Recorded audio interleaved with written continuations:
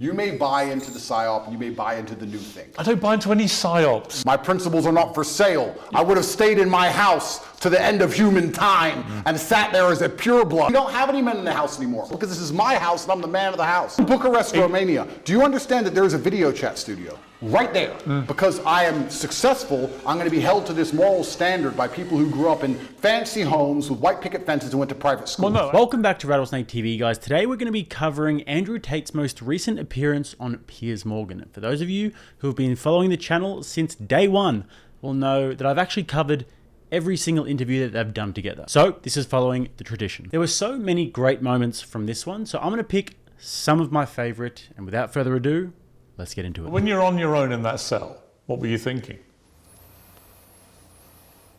It's a long time to self-reflect, right? It certainly is.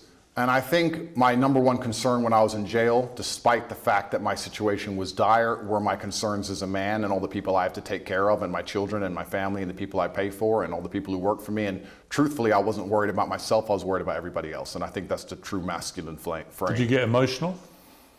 Did you shed tears in your cell?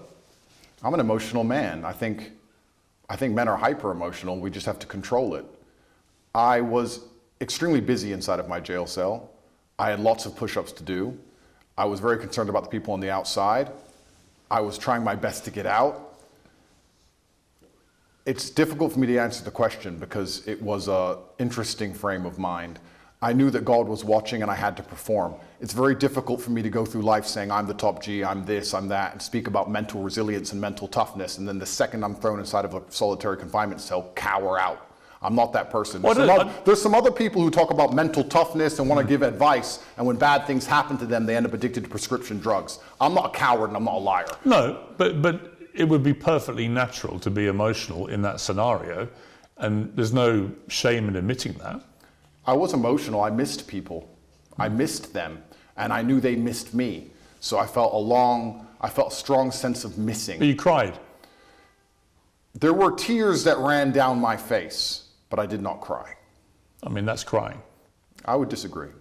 Because you're worried about admitting that. You think it sounds Absolutely weak. not. That's a perfectly fine scenario to cry in, but I think the act of crying is an act of desperation. To sit and to cry is an act in and of itself. To do push-ups thinking of your children with tears running down your face, but you're concerned with finishing as many push-ups as possible within that day, I do not consider that crying. I consider that tears running down my face. Tears running down my face, but I didn't cry. I very much enjoyed that part. But what Piers missed there in trying to grill Andrew was the rather profound summation of Andrew Tate's worldview that was actually encapsulated within that one quote. There were tears running down my face, but I didn't cry. Life is very difficult for a man, and there will be many, many different times where things get too much for you. And there will be times when you cry, and there'll be times when you are vulnerable, but you can't, as a man, let that stop you from doing your duty. He wasn't saying, no, I never cried, because that would be tough guy bullshit. He said, there were tears running down my face, but I didn't cry. I had push-ups to do, and I was worried about my family and my children. That kind of attitude is the reason why so many men get up at the crack of dawn every single day to go out to work and build the world that you live in. Without that attitude, and without the ability to be able to have tears come down your face but not cry, and to keep on pursuing what you need to do and fulfilling your masculine imperative, everything goes to shit. So I could spend the rest of the video on that quote alone, but for the sake of time, we'll move on. But let's not talk about the Romanian judicial system. Let's talk about the judicial systems of the world. I've recently seen some very scary decisions in America and England, in these Western democratic nations. You see people doing 20 years for attending peaceful protests. So you start to sit and wonder when you're in these situations, what is a trial? What is a judge? What is this? These are just people in a room. Which peaceful protest are you talking about? There's been a few. And who's got 20 years for attending a peaceful protest? I don't want to say names. I saw it somewhere on Twitter. Somebody attended, I think it was a protest, a pro-Trump protest, and they ended up getting 20 years. Well, if you're talking about the January 6th riots, they were riots where people died.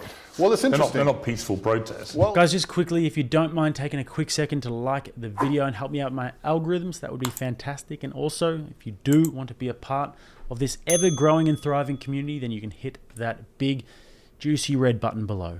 Back to the clip. Well, it's interesting because the world is actually very nuanced. And what I tried... But that wasn't nuance. That was a huge mob of what people I tried to do attacking the US Capitol. Well, what I tried to do is I try to look at a broad spectrum of events, and I try to put things into a nuanced view, and I don't try and take a instant black or white point of view on things. And the fact that BLM were rioting and destroying the entire nation for months and during that exact week, and then some other people got together with an opposing political view and are facing serious prison time for doing less damage than BLM did. I find that kind of scary because People did die. Well, in a democratic nation, we should all be the same under the law. But Andrew, just to be clear, on January the 6th, people died. People died during BLM. I mean, So what is your point, Piers? Yes, okay, people died, but a shitload more people died because of the BLM riots. What a ridiculous argument, and it just goes to show the level of conditioning when it comes to this very topic. One side terrorized multiple cities. They burned down buildings. They looted shops. They murdered multiple people. They even took over and commandeered entire city blocks. But that side is just peaceful, noble protesters that are fighting for social justice. And the GoFundMes that are supported by the politicians will bail them out, and most of them will go uncharged. The other side, let's just call a spade, was escorted into the building. They wandered around for a bit, made a bit of a nuisance of themselves, made a mess, but were largely respectful of all of the monuments within because a lot of them were actually patriots. One person died during that, and that was a person who got killed by a police officer. But the people on this side are the ones that are getting 20 or 30 years in prison. Makes heaps of sense. There are injustices within the justice system indeed, especially if you poke the bear. Ask Julian Assange and even Donald Trump. Nobody is safe, guys, as they're about to discuss further. you said at the time, I look forward to being found innocent. You said earlier, who are these women? Well, there are 7 named in the indictment. Yeah, have you seen the videos of them on the internet saying we're not victims, they made us be victims, we told them Well, we that weren't will all victims? presumably be analysed in a trial. Do you know when the trial may be? I have no idea. It's going to Do be you, a do you long... believe it will happen? I'm not sure.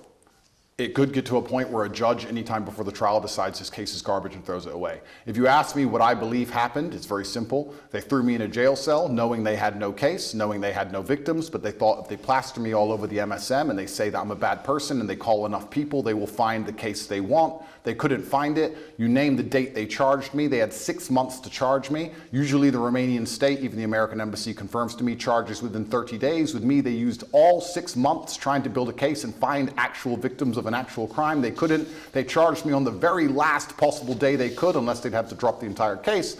And they charged me with garbage because they have nothing. There are no victims. I've done nothing wrong. And they've tried very hard. And let me say something very pertinent to the audience here. It's very difficult when you're thrown inside of a jail cell. You do not have access to social media. You do not have access to money. The entire MSM establishment are calling you a bad person. Hotlines are set up saying, if Andrew Tate's ever hurt you, call this hotline. You're a rich person where people may want to get money from you and exploit you and extract resource from you. And they're sitting here calling anyone you've ever known. They called my gardener's daughter, who I've never even spoken to, asking if I've ever done anything wrong to her or said anything wrong to her, trying to find victims of a crime that don't exist. It's actually a miracle from God that no one's come out trying to extract money from me. Whole thing is garbage. They could do this to anybody. Piers, they could do this to you. They could put you in a cell, put all over the media you're a sexual exploiter, and for 3 months talk about how bad you are when you can't defend yourself, and call everyone you've ever interacted with. And if anybody you were ever rude to once decides they want a payday or some fame, they can use it against you. It's insane. One of Stalin's henchmen once said, "Show me the man and I will show you the crime." And there is some very fishy and nefarious behavior going on with this case indeed. They called his gardener's daughter. It's honestly just pathetic, and it's obvious what is going on here. They're accusing him of running some sort of TikTok influencer crime syndicate of some sort. And it's not even about the webcam studio which he ran. And when you do a deep dive into these charges, guys, you realize that one of the girls who was accusing him has also accused 7 different men in the past of kidnapping, one of which deleted himself because of the charges and because of the pressure. I mean, maybe she just keeps finding herself in the wrong place at the wrong time, hey? And then you look at all the footage of these ladies doing dances and looking happy as Larry in the house. And then the leaked text messages where the accusers are saying how they are such good actors and how they need to go for a Netflix deal because of their performance. And then once the traumatic kidnapping ordeal was over, the accusers went to the French Riviera and they were in sports cars and living in luxury. I wonder how they afforded that.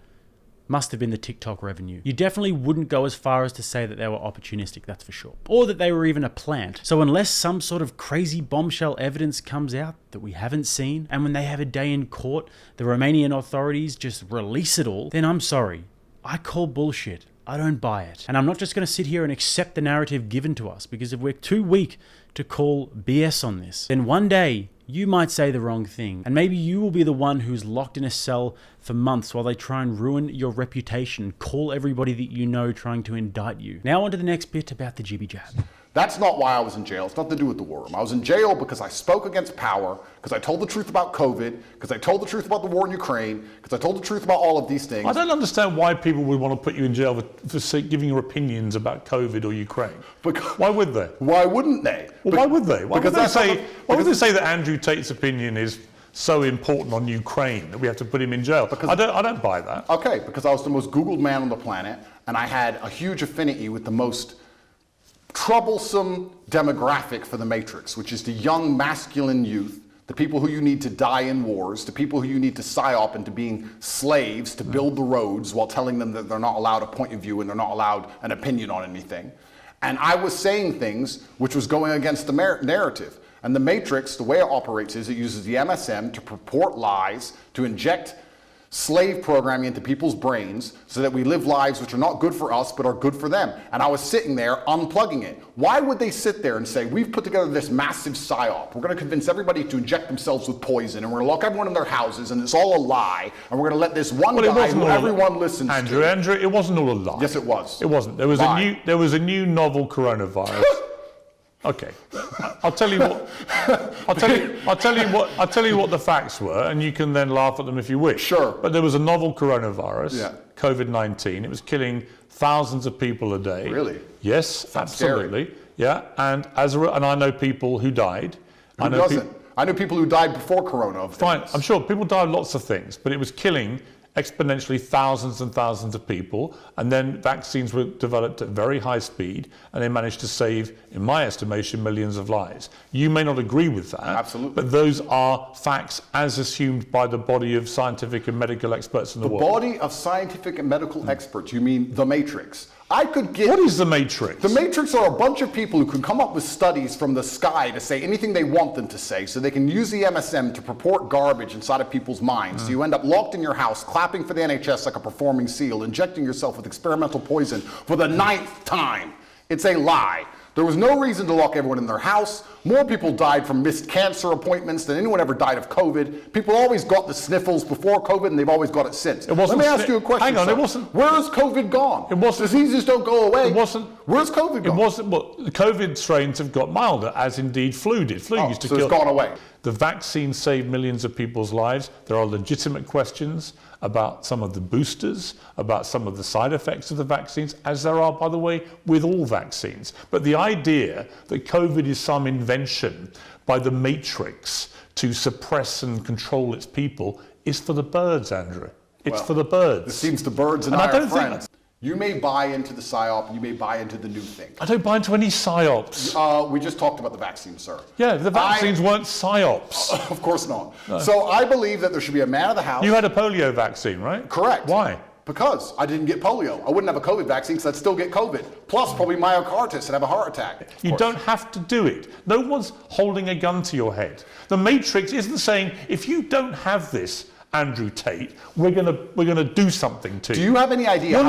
You've not been treated in Romania by their system because of anything to do with COVID vaccines. And your attempt to try and persuade people that that's the case is ridiculous, and you know it's ridiculous. Do you have any idea how difficult it was to remain unvaccinated, Piers? Let me tell you from somebody who was unvaccinated and traveled the world. Do you have any idea how difficult that was actually to do? Yes, because countries have border controls. No, because they tried to force everybody. So to sit and say they weren't trying to force, you know what they did? They said, come get the COVID vaccine, it's good for you, it's going to help. They tried to coerce you by being nice. They tried to lover boy everybody. They tried to use the lover boy method to force people to get the COVID vaccine. It just came to, we need to put all these people in jail. Andrew, they were being nice to people, trying to help them. Unbelievable. Nobody forced you to have it. Did you have the vaccine? Absolutely and utterly not, sir. My principles are not for sale. I would have stayed in my house to the end of human time and sat there as a pureblood, the last one, the last pureblood on the planet before I inject myself with poison. You're not making an MGM trailer. Yes, I am, because it's a matter of principle. I am not a farm animal. My blood is mine. It does not belong to the government, and I decide what is in it. Right. All right. As a fellow pureblood, I can attest that it was extremely difficult to do anything during this time. I was discriminated against on a daily basis when living in Australia, whether being locked down in my house or trying to go to a restaurant or a cafe that needed QR codes, or trying to travel or trying to have a job when companies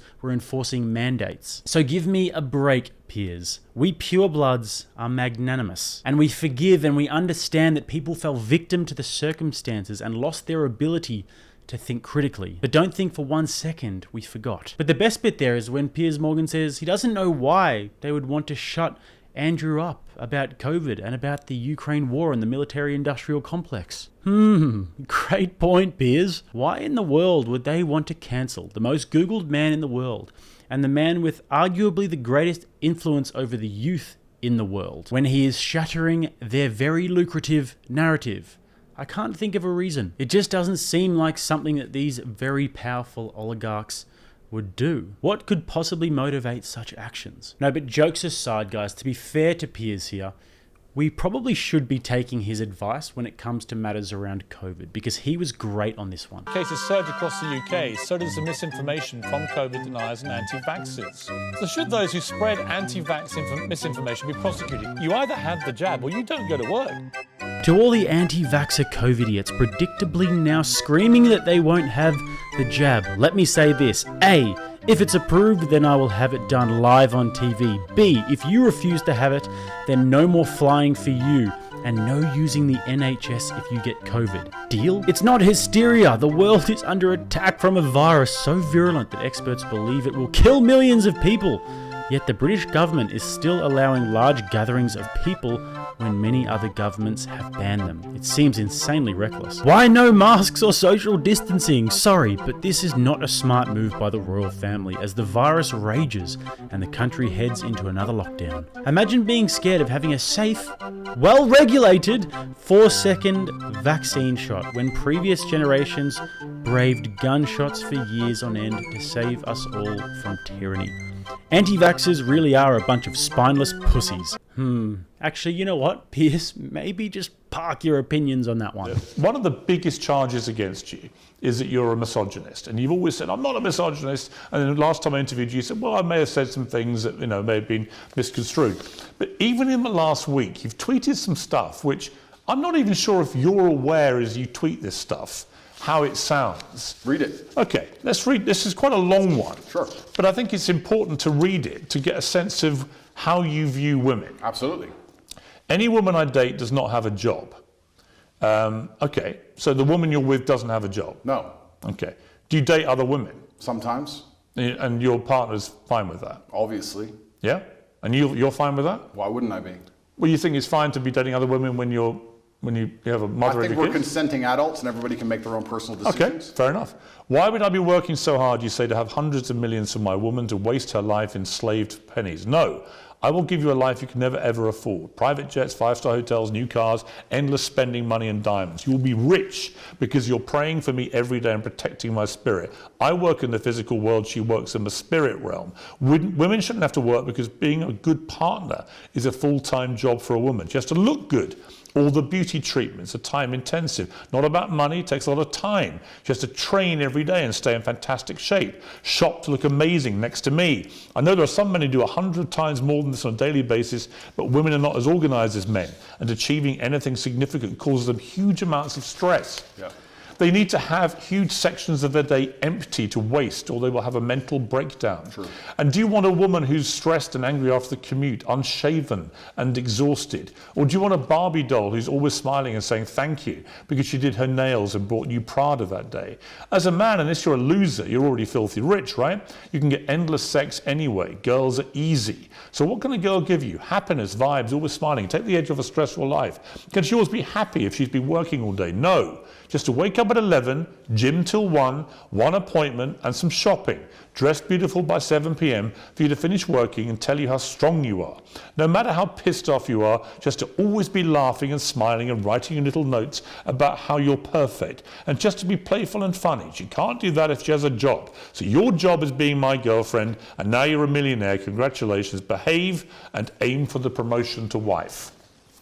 The reason I read all that in detail was, I don't think you understand quite how that comes over, because I think that is the purest definition of misogyny I've probably ever read. Well, I don't think you understand. One, especially when I'm talking about the fact that women can't handle what men can do, etc. One, it's slightly sarcastic. There's a sarcastic tone. So do you mean any of this? I mean all of it. Any woman I'm with, I will provide for because I no want to woman protect should her. work. They should spend all day beautifying themselves for you, right? And they might get promoted to wife. This is your my job is being my girlfriend. Correct. There are hundreds of millions of women around the world who do a good day's work who still manage to be a very good wife or partner. Right? Agreed, completely. But it's my So life. why would the kind of pathetic, soulless life you want for these women, where does it allow for being a mother, for example? Absolutely, that's How does the mother of your children manage to find time for being a mother in this routine of love and devotion to you? How does having a job give her time to be a mother? This gives her all the time in the world to be a mother. One, it's slightly sarcastic, firstly. What do you mean? Well, you can tell by the tone. Do you mean you don't mean it? No, I mean it. Well, but it's slightly sarcastic. Well, sarcasm for means comedic effect. sarcasm means you don't mean it. No, I mean it. But it's slightly Well, you sarcastic. either mean it or you don't. It's either sarcastic or it's not. I mean every single word. But this is the conundrum with you, Andrew. Sarcastic. This is the conundrum with you, right? It's not a conundrum. If you'd let me explain, it's not a conundrum at all. You tweet, and also, you would be very tweet this. interesting. I tweeted this out. I get thousands of women begging me, inboxing me, saying, finally a man who understands he needs to provide for a woman so she can be her best self. Right. This is exactly the kind of life that will allow No, women to there become are a mother. definitely women that will absolutely love to be So why don't you treated like are they this. misogynists? No, but what I think they are, they're people who just basically, it's the old sugar daddy thing, right? They want to have a rich guy who's going to pamper them and take care of them. They don't have to do a day's work. They just have to make Being a themselves good partner look is good a for day's you. work.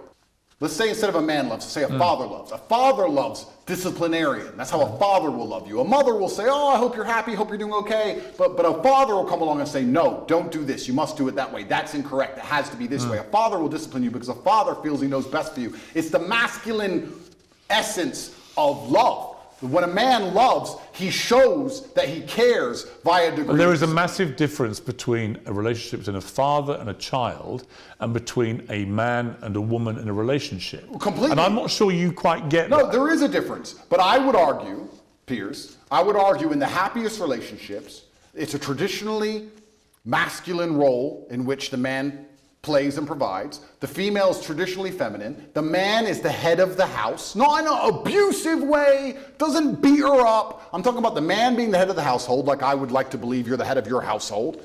And he comes along and says what happens and what doesn't happen because he's the man of the house. No, that's not. That's actually not how most households operate now. Well, then it sounds like we understand why the entire world's a mess. Because only 10 years ago, that's exactly how the households operated. There was a man of the house, and now we have no longer any clear defined roles. There's no more longer a man of the house. You want to talk about knife crime, kids doing drugs, the crime rate, all of these problems. You want to talk about all of the societal ills we face. Perhaps it's because we don't have any men in the house anymore. Perhaps we need to bring the man of the house back. And the man of the house will come along and be a disciplinarian, and he will make the set rules and the creeds of that house. He will say, within this household, we don't take drugs. That stands for the woman I am with, the children who we have birthed. Nobody takes drugs in this household because this is my house and I'm the man of the house. So it sounds to me like we need to bring it back, sir. Misogynist. God forbid you want to provide for your wife and family and spare her the stresses of having to go into the workplace and make money. How could big mean Andrew say such a thing? Now, if you just watch that, and if you listen to Piers Morgan read that entire tweet,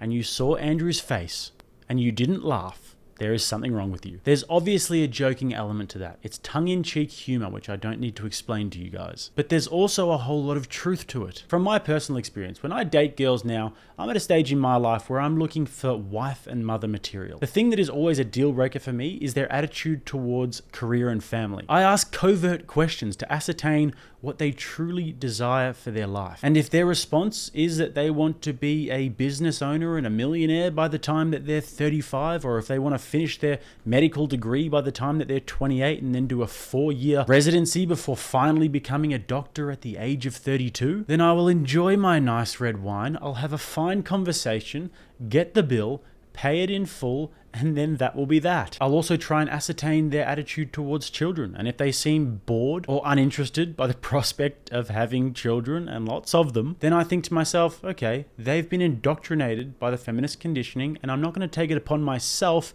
to untangle that. However, if they love kids, and if that's demonstrable, and seem passionate and enthusiastic about wanting to have lots of children, and if they genuinely love and desire, like Tate mentioned, a man who really wants to take on that role as being a provider, then that is going to tick the boxes. But what I will say is the whole dating other women and Prada and nails and smiles, it's funny and everything, and I'm sure Tate actually probably wants that stuff. But it's meant to be funny and it's meant to provoke reactions from feminists on Twitter because that's just the world we live in. But for me, I think that being a good mother is one of the most difficult things that one can ever do. So I'd be vetting for somebody who's determined, virtuous, moral, with a good head on their shoulders. I don't want some dumbass raising my children who gets up at 11. No thank you. You want someone who thrives on that, fills her cup and brings her joy. And it's not to say that you can't work. And these days, because of the inflation caused by various things, households do in some cases need to have 2 incomes. And if that's what you want, then find somebody who matches your values. Hey, I mean, if you want to not have a family and be a boss babe, then by all means, buy a cat. But don't try and tell guys like us that we are misogynists for the way that we think. Because word to the wise, there are many women out there who would hear that message and think, I'm all for it. I've met a gang of them. But those are the kinds of women that aren't wasting their time pulling their purple hair out about Andrew Tate's tweet. They've got important shit to do. Anyways, on to the topic of young men now. You don't actually believe in feminism. Well, I believe in the idea of... You believe in masculinity controlling women. No. They have to take instructions from you. They have to do what you tell them. And that is actually what love and relationships are about. No, I believe that men and women have different roles. I believe that we were created differently by God because we are the perfect team. I believe that a man who's in his masculine frame is best suited by a woman who's in her feminine frame. I believe when we work together, we can achieve amazing things, whether it's raising children or preserving society. And I believe a man has certain jobs and a woman has certain jobs. You don't understand this about the things I say. When I said there that women make bad decisions in the tweet you referenced earlier, the point I was making is that women are more emotional than men. That is their superpower. That is fantastic. That is a great thing. I love female emotionality. In the tweet before you tried to use against me, I was talking about how I love a woman to be happy all the time, smiling all the time while I'm stressed. I love female emotionality. The reason women are better with children, the reason women are better with children is because they're emotional. That is their superpower. That's not what your tweet said. In a position... You're not even remembering what you wrote. Of course it is. I said female women are more emotional than men is exactly what I said. I'm saying that is a fantastic thing, but there is no light without dark. So in certain situations, the emotionality is positive. In certain situations, the emotionality is negative. We can also argue the same for men, because what happens with me is everyone tries to gender my arguments. We can actually argue the same with men. Stoicism. Male stoicism is positive in certain scenarios. It can be negative in others. We can come across as unempathetic or not care because we're stoic. I know but in certain situations, it benefits I know us. people who've told me that their kids who are in their late teens, they're at schools where the name Andrew Tate is banned. Nobody's allowed to mention your name because the teachers think that your brand of masculinity is so toxic, they are seeing an immediate effect on the way that young men behave, and not in a good way. Is that what the teachers think, is it? Yeah. Well, I am actually genuinely concerned by the fact that I've been banned from schools when I do nothing but preach masculine strength and excellence. But then if you actually understand how the society is going and how the world works and all the insanity they're trying to push on all of us, I can understand why they banned me, because I speak the truth. If I was wearing a wig, Piers, and lipstick, and telling young boys to remove their genitals, would I have been banned from schools? No. They would have said, no, you can say his name, no problem. No matter how big I got, if I had a wig on and lipstick and I had been castrated medically, I would be allowed to talk to the young boys. But as soon as I say you're supposed to grow up and get big and strong, and if your wife doesn't want a job, you need to pay for her, it's your job as a man, you better find some money, then I'm the public enemy number one. Garbage. Do you worry about your impact on young men? I think that... like I said, I'll be completely honest. I think a lot of what you say, they should be hearing. Yep. And I've tangible proof every day when I walk around that they are listening to everything you say. Yep. But there is other stuff you say where I don't want my sons, especially in that impressionable late teenage to Correct. be listening to that. Correct, and that's a And I very... don't want my daughter to grow up and think that actually her only success in life will come if she's at home as some kind of servant to her man. Well, that won't be her only success, but that's a very professional question, and I'll give a very professional answer. I have a massive responsibility. With great power comes great responsibility, and I understand that young men do listen to everything I say. I do think I say good things, but you also made a very pertinent point there. You talked about the impressionable age of a teenager, and it's very easy for a teenager with their hormones and their lack of life experience to take the things I say and weaponize them and use them in the incorrect context. However, that is not my fault. You could argue that 16 and 17-year-olds can look at anything on the internet and misunderstand it. You could argue that all of this transgender garbage and all of these rappers talking about killing each other and all these drill artists talking about stabbing their enemies could be misunderstood by a 16-year-old. I agree. I'm glad that he's taking this approach as he gets more famous, because I am very, very aware of the impact that he is having on the youth. I like to keep my finger on the pulse with these cultural things. And there really is a generation of men at the moment that hang on to his every word. And the way he used to talk before he was monumentally famous was locker room talk. And for the ladies watching, that's how us guys talk when you're not around, FYI. When it's just the boys, things get very juvenile and very lowbrow very quickly. And it's hilarious and it's fun because when the cat's away, the mice will play. Plus, we know that when you ladies get together, you say some nasty shit too. And actually, if you just go on social media, you won't have to look too far and you'll see feminists saying kill all men, men are the root of all evil. You'll see podcasts where women are teaching other women how to exploit men for their resources. This all exists and it's just out in the open. The only difference is they don't get condemned for it like we do. But back to the point, I am glad that he cares a lot about being a positive influence. And I'm glad that he's not out there calling women bitches and hoes and bragging about his webcam studio and his personal exploits. I mean, this is stuff that you probably shouldn't say in a public forum, especially when you know that you have a lot of young guys watching you who want to be just like you. And if you listen to his old stuff, which I mean makes an appearance on Twitter every now and then when someone's trying to do a hit piece about him, you'd think, God, I bet he wishes he could take that back. But I mean, come on. I'm sure your younger self is just as much of an obnoxious idiot as mine. On to the last part. Let's put it this way. Sure. You would have relationships with women and encourage them to take part in webcam sexual stuff. No. Well, actually, yes. Why are we going back to this? Because there's one question I want to ask you Sure. about it, right? And both sides made a lot of money. Sure. Right? Okay. And in most cases, because they haven't complained in most cases, you would assume it was a mutually beneficial transactional relationship, right? I can assume that because thousands of women have been through this and most of them haven't come forward and complained about the way they were treated. So it was transactional. But was it moral? Do you think what you've been making money from, park the illegality aspect to one side, do you feel it was moral? 10 years ago, I helped women promote their profiles on the internet. Correct. 10 years ago. Firstly, I have not been involved with it for 7 years. It's not how I make money. I haven't touched it for a very long time. 7 years is a long time. You made a lot of money from it. I made some money from it a long time ago. How much? Some money. I can't even remember. Millions? Millions? Perhaps. Millions. You made millions of pounds. A long time ago. Well, hang on. It's important. You made millions of pounds from sexual webcam activity where you and the woman doing the webcams would make money. You accept that? No. What I did is... Well, that is how you made money. No, a long time ago, and I talked about this at length on many different podcasts, Yeah. and I don't hide it. I said a long time ago, 10 years ago, I helped women with the tax side and the technical side and the promotion of Well, their they work for profiles. you.